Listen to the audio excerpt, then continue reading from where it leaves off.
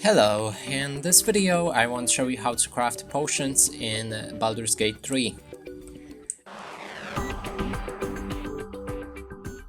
And to do this, first let's note that you can find ingredients for crafting potions in the world. There's like plants and you can gather them to craft potions. Now we can open our inventory, then click on the Alchemy tab.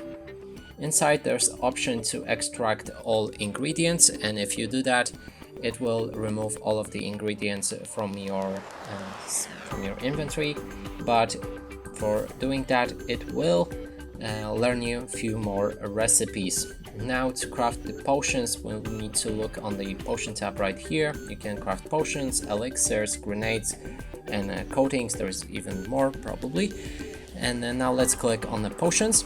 And for example, I want to craft the healing potion, and here I need the salt of rose morsel and also the suspension of mergrass, and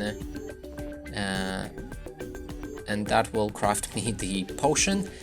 Some of the potions require more different ingredients, and now let's craft two of them, just like that. And I've just created 2 potions of healing. And that's it for this video. Hope you like it. Please consider subscribing to our channel, leave a like and a comment below.